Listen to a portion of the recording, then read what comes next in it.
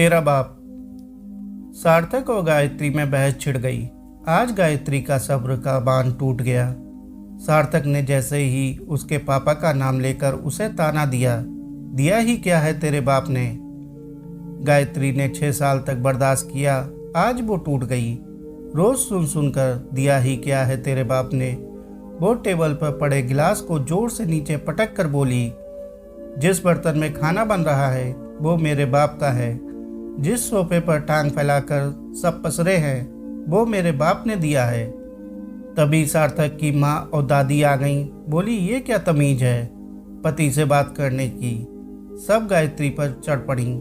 गायत्री की आंखें डबडबाई थी, फिर भी उसने आंसू को दबा दिया और बोल पड़ी, बस माँ आप अब चुप रहिए और दादी आपके हाथ जोड़ती हूँ, अब आप लोग कुछ ना बोलिए। ऐसा ना हो आप लोग कुछ बोले और मैं बर्दाश्त न कर सकूं और मेरे द्वारा आपका अपमान हो।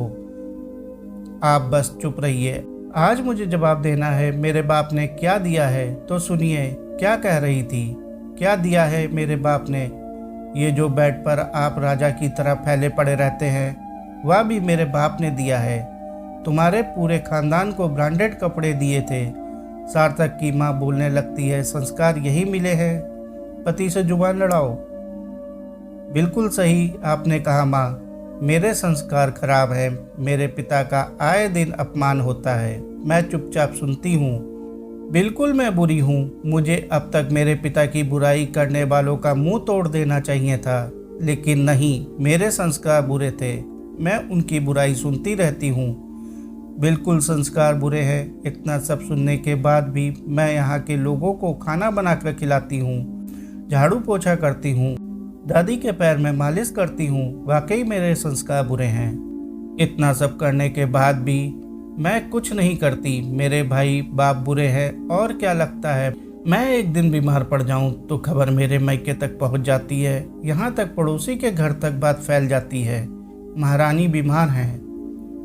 ये भी सुनने को मिलता है कि अभी तो हाथ पांव चल रहे हैं, तब ये हाल है, बुढ़ापे में कौन देखेगा। एक बात बताइएगा, जिस पड़ोसी से आप ये सब कहते हो, क्या वो पड़ोसी आपका बुढ़ापा पार लगा देगा। छोटी छोटी बातों पर मेरे मायके तक बात पहुंच जाती है। क्या आपको अभी भी लगता है कि मेरे बाप ने क्या दिया है। तो सुनिए, क्या दिया है मेरे बाप ने। मेरे बाप ने जीती जागती बेटी दी है, जो दिन रात पशुओं की तरह कटती रहती है। आपकी और आपके बेटे की चाकरी करती है और ताने भी सुनती है। अगर सुनना बंद कर दे तो बाप की गाली भी सुनती है। मेरे बाप ने ये दिया है, दिन भर काम करने के लिए बहू, ताने कसने के लिए फलाने की बेटी। और कैसे आप लोगों को लगता है फलाने की बहू अच्छी है, आपकी नहीं। चुगली बंद करिए, अपने घर पर ध्यान दीजिए। देखिए आखिर चल क्या रहा है। आपका भी घर स्वर्ग ही होगा। रही बात आपका ध्यान मुझे ही देना है, कोई वृद्धाश्रम नहीं जाता। बहू को जिंदा जलाने जितना आसान नहीं है। आप भी अपनी औलाद को उठाने बैठने का तरीका सिखाओ। मेरे पिता भाई यहाँ खाने नहीं आते, ना आपकी औलाद उन्हें तनख्वाह देती है, बल्कि आप ही लोग मुंह खोले खड़े रहते हैं कि हमें कुछ मिले। तो अब आपकी और आपके बेटे की भलाई इसी में है कि सुधर जाइए, वरना एक बेटी बिगड़ेगी तो संभाल नहीं पाएंगे आप लोग। कमरे में सन्नाटा फैल गया। गायत्री रुंधे गले से गिलास उठाकर रसोई की तरफ चली गई। साथियों, कहानी को अंत तक सुनने के लिए आपका बहुत बहुत शुक्रिया। कहानी अच्छी लगी हो तो कहानी को लाइक और चैनल को सब्सक्राइब कर लीजिए। धन्यवाद।